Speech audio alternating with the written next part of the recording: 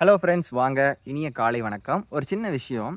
கடன் அன்பை முறிக்கும் அப்படின்னு சொல்லி காலங்காலமா சொல்லியிருக்காங்க. அதே விஷயத்த தான் நானும் இந்த வீடியோல சொல்றேன். என்னன்னா, என்னோட நண்பன் ஒருத்தர் வந்து என்கிட்ட சின்ன ஒரு அமௌண்ட் ஃபர்ஸ்ட்டு கடனா கேட்டாப்படி. ஸோ நம்பி குடுத்தேன். ஸோ அதே மாரி சொன்ன டைம்ல திருப்பி குடுத்துட்டாரு. ஸோ அதுக்கப்புறம் அதோட இன்னும் கொஞ்சம் சின்ன அமௌண்ட் சேர்த்து கேட்டாப்படி.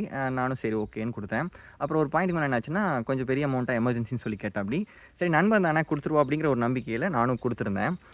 அதுக்கப்புறம் என்னாச்சுன்னா, அவங்க சொன்ன டைம்ல எனக்கு அமௌண்ட் வரல. அப்புறம் சரின்ட்டு ஒரு சில மந்த்ஸ் வெயிட் பண்ணேன். மாசங்கள் ஆச்சு. மாசங்கள் அப்புறம் வந்து வருஷமாச்சு.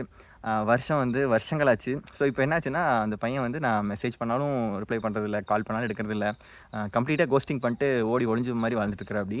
ஸோ ஆனா, அவங்க போடுற இன்ஸ்டா ஸ்டேட்டஸ், வாட்ஸ்அப் ஸ்டேட்டஸ்லாம் நம்மளால பார்க்க முடியுது. ஸோ இந்த ஒரு பணங்கிற ஒரு விஷயம் வந்து இந்த நட்ப வந்து எவ்வளோ அ களங்கப்படுத்திருது பாருங்களேன். ஸோ இப்போ வந்து அந்த பையன் அந்த அமௌண்ட்ட எனக்கு டபுள் மடங்கா திருப்பி குடுத்தாலுமே கூட, அந்த முன்னாடி இருந்த நட்பு இருக்க போறதில்ல. நம்பிக்கை உடைஞ்சது உடைஞ்சது தான்.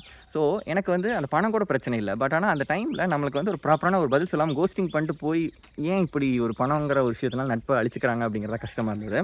ஸோ இவ்வளோ பட்டதுக்கு அப்புறமா நான் புரிஞ்சிருக்கணும்ல. அப்பவும் நம்ம தான் ஏமாந்துருவோமே மறுபடியும். இன்னொரு ஃப்ரெண்ட் வந்து கேட்டாப்படி. ஸோ அப்பவும் திரும்ப அதே ஸ்ட்ராட்டஜி நடந்துச்சு.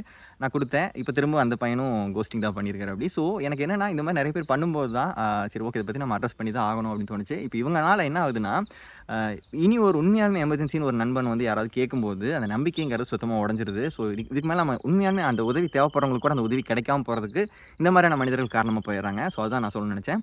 ஸோ முடிஞ்ச வரைக்கும் கடன்ங்கிறத வாங்குறதுக்கு முன்னாடி ஒரு 100 தடவ யோசிங்க. அது இல்லாம நம்மளால தவிர்க்க முடியுமா அப்படின்னு சொல்லிட்டு.